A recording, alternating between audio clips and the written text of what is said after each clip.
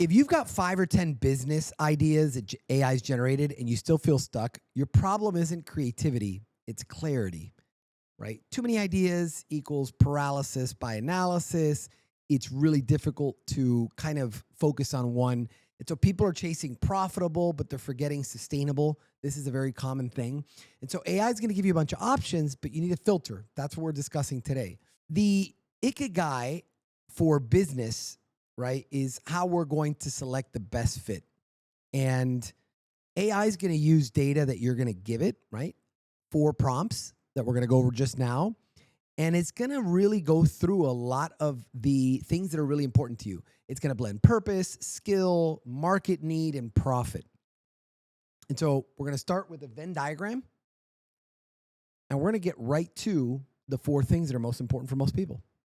Okay, so I'm going to take the top 3 ideas that I had, which was real estate consultant, and I'm going to grade them, right? Profit-wise, it could probably do well, but remember, as a consultant, you got to go to work all the time. So profit-wise, I'd give it about a 7.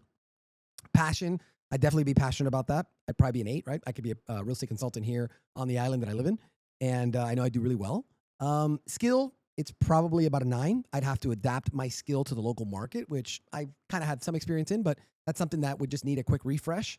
And then excitement about that, I'm not that excited about it. Real estate consulting means that, people that are new to the area are going to start asking a lot of questions. There's going to be a lot of tire kicking. Realistically, I'm not getting paid on the project. I'm getting paid as like a middleman to be neutral and unbiased.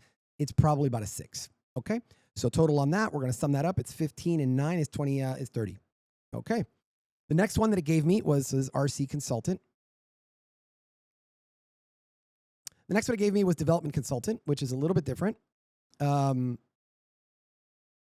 And that's somebody who is going to be behind the construction, right? You're looking at zoning, you're looking at site selection, you're looking at government dealings, right? The zoning isn't currently what it needs to be. What are the probabilities that we can get the government to kind of get behind this project and really convert to zoning in 6 months, that type of thing? You're dealing with sourcing a contractor, subcontractors, you're dealing with contracts of the project. So there's a lot of things that are in there. You're probably even doing cash flow analysis of like what the project or property is going to bring in. Profit, you're probably going to do a little bit better with that because that has a little bit more higher value. You're dealing with commercial clients. Passion on that, I'm probably about a 7. Skill, I'm probably about an 8, a little lower on that because my construction is good. My construction skills are good, but they were mostly done in international countries where the level of construction was lower, right? So the standard was lower of construction. So if I had a European or a Western contractor, they would expect somebody who is more familiar with Western practices and Western construction, which I am not as familiar with. And the excitement on that, I'm probably about a 7. Okay, so development's a little bit different than real estate. And on that score is about 15, and 8 is 23, and 7 is about a 30 as well. Okay. And lastly, it said that I could be an agent, right? This one I've been before. So I've been a real estate agent for my own company. I was buying and selling properties and flipping them. And on this, the profit can be quite high, especially if you're doing deals and you're sourcing a lot of property and you've got a lot of listings. You can constantly be selling stuff. You can build an agency. So that's kind of where this was going. It was like be an agent and build an agency. There's a big need for it on my island. I would say the profit there is about an 8. The passion is about an 8. The skills about a 9. And the excitement on that's about a 9 because there is scalability that I could see that I've known. I used to be part of an agency before. I know that when you've got 10 or 15 brokers working their leads, there's constant, excitement in the office and there's a trending market. You can do very well for it. So I know excitement wise, it's a lot more of a group and team dynamic. I'm going to score this as an 8 and 8. 16 and 9 is 25 and 9 is 34. So this one kind of comes up as the winner in score. So now that I've taken the 3 things, you could have 3 to 5, that ChatGPT fed me, I scored them in my Ikigai, right, framework. I'm going to feed them back into ChatGPT and start asking it some questions to stress test, better stress test. All right, so I went ahead and told it everything about wanting to look at becoming a real estate agent on the island and possibly starting up a real estate agency. And it's telling me strategic context. I wanted it to really stress test it and ask me some serious questions about possible blind spots. And it's saying, hey, you're drawn to this because you've run these businesses before. You know the local market and you've previously worked in real estate. You crave autonomy and visibility, right? These are solid advantages. Major risk categories. Okay, market saturation. There's a lot of players in the market already, right? Regulatory and licensing barriers. This island has a lot of that. Deal flow volatility. Sometimes you eat, sometimes you don't in real estate, especially with cycles. That's very important. Reputation drag, right? One dispute with the property owner in this island could really ruin you because they just go on Google and they hurt you for a while. So it's going to be a very clean thing, and especially at the beginning when you don't have many reviews, it's reputation's everything, right? Talent or skill constraint. Do I have a lot of good people in the talent pool here to recruit agents, right? Once I want to build the agency, capital risk, setting up an office, build it lean first, maybe work out of my home office, that type of thing. And it's going through a lot of things, and it's talking about the blind spots a skeptical co-founder would put out. I may be remembering the business through nostalgia. Holy shit, that is powerful, right? Being good with people isn't good enough anymore. You've got to have a social presence. This is something to think about, right? Opportunity cost. Starting an agency means 12 to 18 months of inconsistent cash flow. It's true. You don't have clients, you don't have a client base, you're building it up. Those are months that could be making money somewhere else. Regulatory bottlenecks, right? If land ownership or foreign buyer rules are complex, or something happens on this island, right? I'm international, buyers could just flee, right? And that is a risk. So I'm looking at these blind spots going, holy shit, like these are really good points, right? The investment breakdown is talking about, hey, if you want to start this, licensing, registration, the website, the office, the marketing, all that. I'm looking at 25 to 50K, right? So anybody who wants to build their own job, build their own freelance opportunity, you're going to have some capital. More than likely for real estate, you tend to need to have an office. You got to show that you're, long-term, and that you're somebody who's there to kind of build something incredible. You're just not going to meet them at a coffee shop. Generally speaking, nobody's going to feel comfortable dropping $500,000 to $3 million with you. Those are the prices of the homes on the island. And you can test viability in the lean range, right? So it's going to tell me. I asked it, I said, give me a viable plan in 2 to 3 weeks. It says, you don't need to decide, I just need proof, which is great. And it's basically saying, hey, what's the market reality check, right? I should probably interview 5 to 10 agents that are local, right, and already working. I have a neighbor next door that's actually developing a huge property, 45 apartments or townhouses. I can interview him. What are the biggest challenges in closing deals here, right? In my previous experience, I already closed deals here before on the island. The biggest challenge is that it's all cash. The banks here don't finance, right? So that's a big drawback, because that basically limits the pool of buyers to maybe 20% of what it would be normally.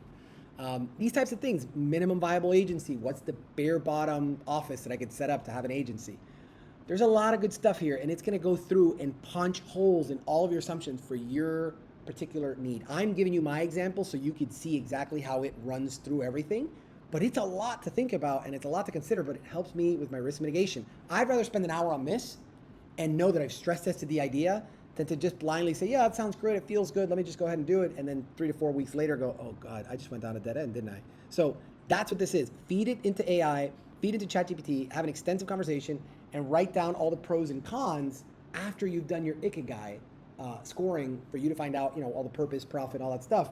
Run it through AI, and you're going to get lovely results. It's going to give you so much, you're going to be blown away at the magic. One of the things that we're doing with this AI is we're feeding it skeptical questions, right? Like, I want to get skeptical. I want to stress test this. So don't be scared to do that. If the idea doesn't work out, there's still many more things out there. That's why you're using AI. And now that you've scored the options, it's time to ask the tough questions, right? I would ask ChatGPT for my top idea. What are the 3 biggest risks or challenges I'll face, right? What assumptions might be wrong in this plan, right? For those of you that are looking at lifestyle, what's the lowest effort version of this idea I can launch in 7 days to test it? That's a really fast one, right? It like forces you to get something, sink or swim, quickly.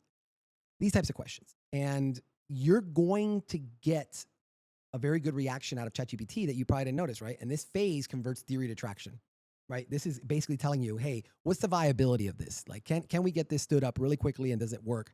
And most people, unfortunately, never stress test their ideas. They just research endlessly, and we are going to define that in this episode. So we're going to put it in a box. We're going to give it 15, 20, 30 minutes, and then bang, something's going to come out the end, right? The black box, ChatGPT is going to spit out something, and then you're going to say, this sounds good, but I need to survive contact with reality. I needed to survive some punches, right? And that's up to you to stress test it, right? And then maybe get a little quick incubator period of 7 to 10 days and see if it works. And if it does work, you've got yourself something you can track on. So today's episode was literally about stress testing. And I'm now going to get into the harder stuff, which is the risk mitigation, right? Especially if you're putting capital in, you really want to be risk mitigated as possible. And so with this, I'm going to treat AI like GPS. It's going to show me the way while I drive, but it's also going to tell me, hey, there's some traffic ahead. Hey, there's an accident ahead. And the purpose of this is to get you to take action, knowing that you've got a co-pilot. You've got somebody who's watching your back, and you got to trust that this thing's really going to give you a much better menu of options than what you're used to. And so The purpose of this channel is to make it crystal clear that there is a process. And if you just follow what we're doing on the channel and do it for yourself, you're going to get something that most people never get, which is clarity. You didn't guess. You didn't just hope and say, yeah, I guess it sounds good. I'm in a hurry. I should do this now, right? You didn't rely on gut feeling.